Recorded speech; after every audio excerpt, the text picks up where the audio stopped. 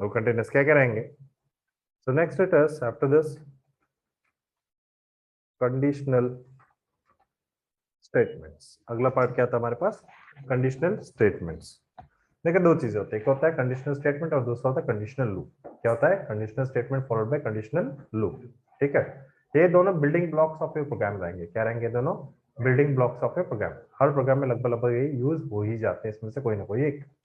ठीक है, तो कंडीशनल स्टेटमेंट और कंडीशनल लूप में है क्या और कंडीशन है क्या। तो अगर आपके पास कोई कंडीशन है उसको मैच करने के लिए हम हमेशा किसका यूज करते हैं, कंडीशनल स्टेटमेंट। किसका यूज करते हैं बेटा, conditional statement and as well as conditional loop. फिर भी दोनों में डिफरेंस क्या रहा सर। तो सिंपल सी बात है, अगर मैं आपसे कहूं कि आप जाकर बाहर चेक कीजिए बारिश हो रही है नहीं हो रही है, मैंने आपसे कहा कि जाकर बाहर चेक कीजिए बारिश हो रही है नहीं हो रही है। आप जाओगे, देखोगे, आओगे वापस, बारिश हो रही है तो सर बारिश हो रही है, वरना बारिश नहीं हो रही तो सर बारिश नहीं हो रही है। क्या अपने मन से दोबारा जाके आप चेक करेंगे, नहीं। लेकिन अगर आपको घर जाना है और आप छाता नहीं लाए हो, आप किसी कवर्ड व्हीकल्स नहीं जा सकते, जाना है तो आपको बाइक से ही जाना है और बारिश बहुत तेज आ रही है, तो आप कंडीशन क्या लगाओगे, जब तक बारिश हो रही है तब तक मैं नहीं जाऊंगा। जैसे ही कंडीशन फॉल्स हो गई, बारिश नहीं हो रही, तुरंत आप निकल जाओगे कि नहीं। अब इस केस में क्या आप मतलब एक बार देखे बारिश हो रही है उसके बाद आके बैठ जाओगे कि बार बार जाके चेक करते रहोगे, बार बार चेक करोगे, है कि नहीं, जब तक बारिश बंद ना हो जाए। ये आपका कंडीशन है, उसे हम करते हैं कंडीशनल लूप। क्या कहते हैं हम, कंडीशनल लूप। यानी जब तक कंडीशन फॉल्स ना हो जाए तब तक उस चीज को रिपीटेटिवली करते रहना, यानी बार बार उसी काम को करते रहना। वो हमेशा किस में आता है, इनटू कंडीशनल लूप। किस में आता है, इनटू कंडीशनल लूप। ठीक है, तो दोनों अलग अलग है, कंडीशनल लूप अलग है और कंडीशनल स्टेटमेंट अलग चीज होती है। Now to start with, so next it is, तो कंडीशनल स्टेटमेंट में हमारे पास आता है इफ फॉलोड बाय एल्स। क्या आता है, इफ एंड एल्स, दो चीजें रहती हैं। और एक और कीवर्ड होता है एलिफ, जो कि आगे हम देखेंगे। ठीक है, नॉट स्टार्ट। तो यहां से एक नया चीज स्टार्ट होता है जिसे हम कहते हैं इंडेंटेशन। क्या कहते हैं बेटा हम, indentation. Indentation is the style of writing a block of code. मतलब ब्लॉक ऑफ कोड जब बनाना होता है तो हम किसका यूज करते हैं, इंडेंटेशन। इसे आप जब प्रैक्टिस करोगे तब जाके परफेक्ट हो पाएगा, बिना प्रैक्टिस के कभी परफेक्ट होने वाला नहीं है। ठीक है, जितना प्रैक्टिस करेंगे उतना नॉर्मल चीज हो जाएगा, यूज हो जाएंगे। शुरू में थोड़ा मुश्किल लगता है, बाद में क्या होता है, आसान होता जाता है। तो सबसे पहले क्या लिखोगे आप, इफ लिखोगे। क्या लिखोगे बेटा, इफ। उसके बाद क्या रहेगा आपका, कंडीशन। क्या रहेगा, कंडीशन। पैरेंथेसिस लगाना कोई कंपल्शन नहीं है, पैरेंथेसिस नहीं लगाते तब भी कंडीशन लिख सकते हैं आराम से, इसमें कोई दिक्कत नहीं है। इंडेंटेशन को शुरू करने के लिए आपको कॉलन लगाना पड़ेगा। क्या लगाना पड़ेगा, कॉलन। कॉलन लगा दोगे तो अपने आप वो एक टैब आगे भाग आएगा। क्या हो जाएगा, एक टैब आगे। फिर उसके क्या लिखेंगे आप, स्टेटमेंट्स लिखेंगे। ठीक है, फिर से देखो मैंने इंटरफेस किया वहीं पर जा रहा हो, क्योंकि वो अभी वो सोच रहा है कि अभी आप इफ के स्टेटमेंट लिख रहे हो। किसके स्टेटमेंट लिख रहे हो, इफ के। तो अभी भी वहीं लिख दिया आपने। ठीक है, सो ये हो गया इसका इंडेंटेशन। हमें सपोज दो ही स्टेटमेंट इसमें लिखना था, जितना चाहे उतने लिख सकते हो, आपकी मर्जी है। अब अगली बार हमने फिर क्या लिखा है इसके बाद, एल्स। और एल्स के बाद भी क्या लगाओगे आप, कॉलन, क्योंकि इसमें भी क्या रहेगा, इंडेंटेशन रहेगा बेटा ना। उसके बाद फिर से ये क्या हो जाएगा, एक टाइप आगे भाग जाएगा, फिर क्या आएगा, इसका स्टेटमेंट आएगा। ठीक है, फिर एक और स्टेटमेंट लिखना है तो वो भी इसी ब्लॉक में स्टार्ट होगा, अगेन स्टेटमेंट। परफेक्टली क्लियरली बेटा। तो बाय डिफॉल्ट इंडेंटेशन एक टैब का होता है, लेकिन आप चाहे तो एक कैरेक्टर आगे लिखो, एक टैब आगे लिखो या बहुत आगे लिखो, से कोई डिफरेंस पड़ने वाला नहीं है। लेकिन अगर पहला वाला लाइन एक टैब आगे है तो दूसरा भी कितने टैब आगे होने चाहिए, एक टैब। ठीक है, तब जाके वो दोनों किसके अंदर माने जाएंगे, इफ के अंदर माने जाएंगे, वरना वो आगे बढ़ जाएगा या वो पीछे हो जाएगा। Clearly now, so after this हमें एक सिंपल सा प्रोग्राम बनाना था for the sake of even number, कि एक नंबर इवन है या ऑड है, उसके लिए हमें इसे यूज करना था। तो हमने यहाँ पे पुट कर दिया a is equal to, and we have given something like a is equal to, and हमने 12 ले लिया। अब आपको चेक करना है कि इवन है ऑड है, तो पहले कंडीशन बनाते हैं। कंडीशन कैसे बनेगा, तो भाई इवन वो नंबर होता है जो कि 2 से डिवाइड करने पे डिवाइड हो जाए, ऑड वो है जो कि 2 से डिवाइड करने पे कभी डिवाइड ना हो, है कि नहीं। अब डिविजिबिलिटी हमें चेक करना है कि डिवाइड करना है। सॉरी, हमें क्या चेक करना है, डिविजिबिलिटी। क्या चेक करना है बेटा, डिविजिबिलिटी। तो जैसे आप लोगों ने कहा हम क्या यूज करेंगे, मॉड। क्या यूज करेंगे, मॉड। अब देखिए ए मॉड ऑफ 2 करने पे आंसर क्या आएगा, 0 आएगा। अगर ए मॉड ऑफ 2 करने पे 0 आया है इसका मतलब इवन नंबर है, वरना वो ऑड नंबर है। तो इसे हम चेक कैसे करेंगे, हम कहेंगे ए मॉड ऑफ 2 अगर किसके बराबर होता है, 0 के बराबर होता है, तो इसका मतलब वो क्या रहेगा, ट्रू। ट्रू होगा तो क्या काम करेगा, इफ। अगर फॉल्स होगा तो क्या काम करेगा, एल्स। इसलिए हमने यहाँ पर लगा दिया इफ। क्या लगा दिया बेटा हमने, इफ। ठीक है, कंडीशन हो गया। अब देखो कॉलन बिना लिखे एंटर प्रेस करो, कहां पर जा रहा है, आई के नीचे आ रहा है कि नहीं, और वही कॉलन लिखो और उसका एंटर प्रेस करो, एक टैब अपने आप भाग गया कि नहीं आगे, क्लियर हो रहा है। यहां पर हमने कर दिया print it is an even number, पक्का। वरना यहां पर हमने क्या पुट किया, एल्स। देखिए मैं पीछे भाग आया हूं, मैं उसी लाइन में नहीं हूं।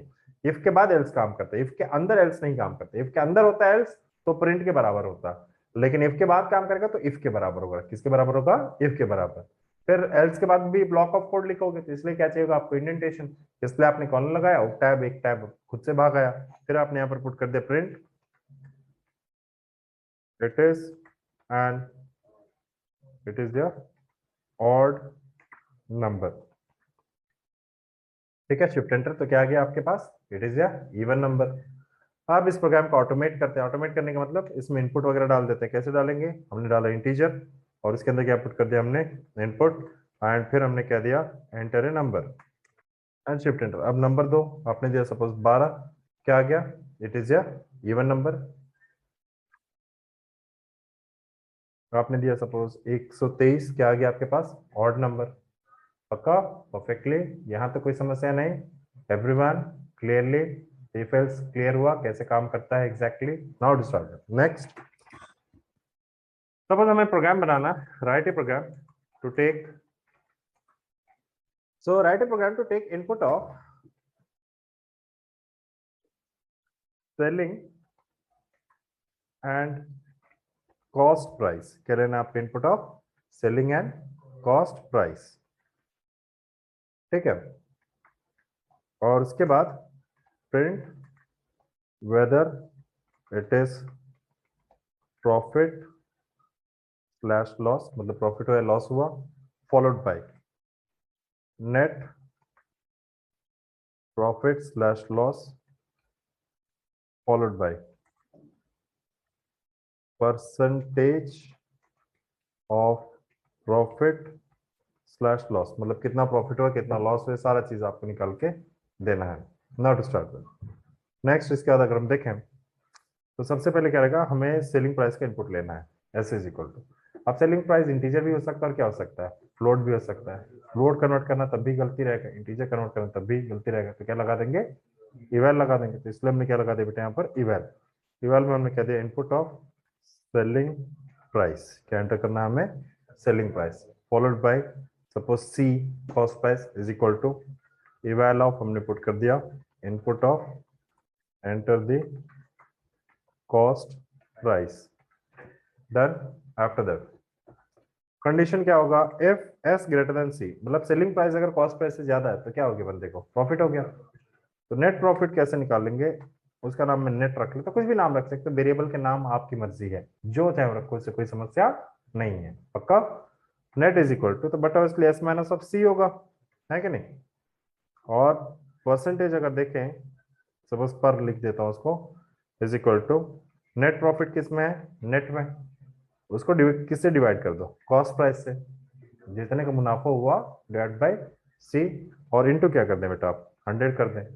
और इसके बाद हमने एक प्रिंट डाल दिया, print of that is profit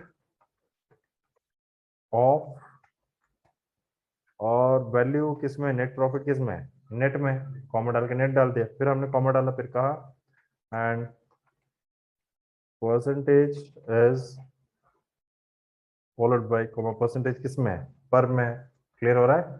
वरना हमने क्या पुट कर दिया फिलहाल के लिए, एल्स, और फिर से हमने वही सारी चीजें कैलकुलेट की, नेट। अब नेट क्या हो जाएगा, सी माइनस ऑफ एस, क्योंकि लॉस हुआ है। जब हम लॉस बोल रहे हैं तो क्यों नेगेटिव में दिखाएं, जब हम लॉस बोल रहे हैं तो फिर नेगेटिव दिखाना कोई जरूरत तो है नहीं। अब मतलब वही बात होगी, मैंने एक काली भैंस देखी, बट वो इसलिए कहेंगे ना भाई भैंस तो काली होती है, भैंस बोल देते, काली क्यों बोल रहे, है कि नहीं, वहां पर भी रेसिज्म लगा रहे तुम, समझेंगे मेरी बात को। तो वही वाली बात होगी, तो इसलिए हम लॉस बोल रहे थे क्यों नेगेटिव दिखाएं, इसलिए हमने सी माइनस ऑफ क्या कर दिया बेटा, एस। हमें पता है कि ऑलरेडी कॉस्ट किससे बड़ा होगा, सेलिंग से बड़ा होगा। तो उसके बाद हमने परसेंटेज कैलकुलेट किया, परसेंटेज भी वैसे कैलकुलेट होगा जैसे ऊपर का फॉर्मूला था, that is net profit net loss divide by actual cost price into क्या कर दिया बेटा हमने 100।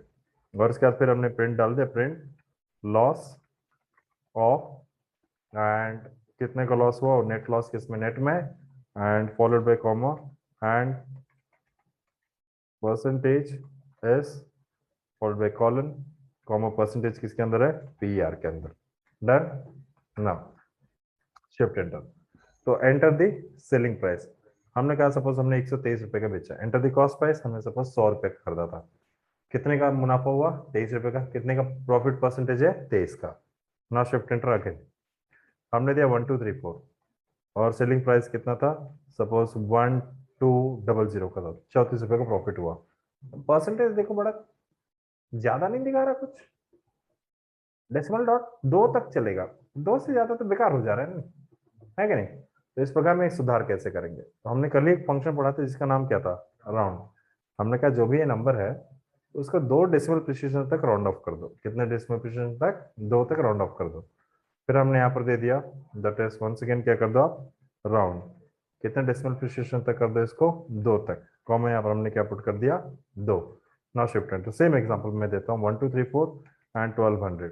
अब देखो क्या दिखा रहा है, 2.83 दिखा रहा है। अब थोड़ा बेटर हो गया कि नहीं कोड, क्लियरली बेटा, परफेक्टली एवरीवन, कोई दिक्कत नहीं। सो अब इस वाले केस में अगर आप चाहो कि सर देखो आप एक चीज तो क्लियरली देख पा रहे हो कि बार बार एक ही कोड को आप लिख रहे हो, तो क्यों ना बार बार कोड लिखने वाले को बाहर कर दो आप। मैंने इस कोड को बाहर लिखा बेटा। इस वाले केस में एक दिक्कत हो जाएगी कि अगर लॉस होगा तो नेगेटिव में दिखाएगा, प्रॉफिट होगा तो पॉजिटिव में दिखाएगा, है कि नहीं। जैसे ये दोनों भी लाइन हमने हटा दिया तो देखो कोड थोड़ा छोटा लग रहा है देखने में, है कि नहीं। काम हुई क्या, थोड़ा छोटा है। समस्या क्या, अगर मैं देता हूँ 1 2 3 4 और सपोज 1 2 7 8, तो क्या हो गया बंदे को लॉस, 44 रुपए का कितना परसेंटेज का लॉस हुआ, 3.44। लेकिन दोनों नेगेटिव में दिखा रहा है। तब वेरी गुड, उसके लिए क्या डाल दिया जाए यहाँ पर, एबीएस यानी कि एब्सोल्यूट, ताकि वो वैल्यू क्या हो, नेगेटिव भी हो तब भी काम कर जाए, पॉजिटिव हो तब भी काम कर जाए। Done, is it clear. तो लॉस हो गया कितने का, 22 का, और कितना लॉस परसेंटेज है, 1.75। यहाँ तक क्लियर है बेटा, परफेक्टली। अभी भी इस प्रोग्राम में एक गलती है। क्या गलती है,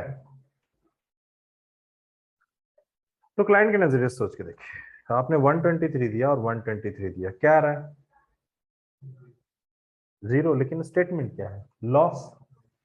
लॉस तो नहीं कहना चाहिए इसे, ये ना ही लॉस का कंडीशन ना ही प्रॉफिट का है, दोनों में नहीं है ये, है कि नहीं। तो हमने एक्चुअली स्किप क्या कर दिया, यहाँ पर 3 कंडीशन थे। पहला कंडीशन क्या था, अगर एस ग्रेटर देन क्या होता है, सी। दूसरा क्या था, अगर एस लेस देन क्या होता है, सी। तीसरा क्या था, अगर एस बराबर किसके हो जाता है, सी। तो 3 कंडीशन थे, लेकिन हमने क्या पकड़ा इसमें, अगर ये है तो प्रॉफिट, वरना ये दोनों में से कोई भी है तो क्या है, लॉस। हमें तीनों रखना है, हमें क्या करना है, तीनों रखना है। तो इस केस में हम क्या कर सकते हैं इजीली, तो यहां पर हम आए और हमने पहला कंडीशन यहाँ पर डाल दिया बेटा।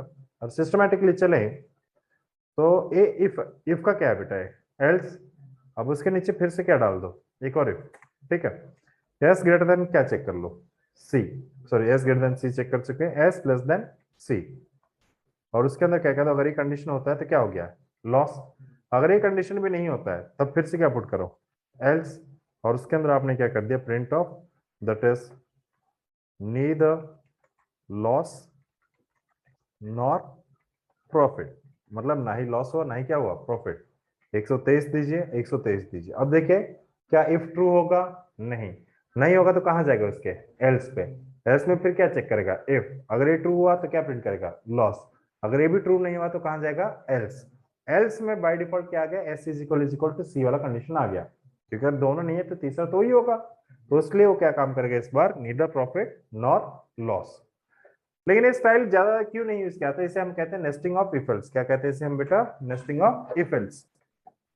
इसे हम ज्यादा क्यों नहीं यूज करना प्रेफर करते, क्योंकि देखो इसमें वर्टिकली तो कोड बढ़ ही रहा है, लेकिन हॉरिजॉन्टली भी तो बढ़ जा रहा है। इंडेंटेशन की वजह से कोड आगे भी खिसक रहा है, और नंबर ऑफ लाइन बढ़ने की वजह से कोड नीचे की तरफ भी खिसक रहा है। दोनों खिसकेगा तो भाई कोड रीडेबिलिटी उतना परफेक्ट हो नहीं पाएगा। तो इसीलिए पाइथन वालों ने क्या किया, एक नया कीवर्ड इंट्रोड्यूस कर दिया, दैट इज एलिफ।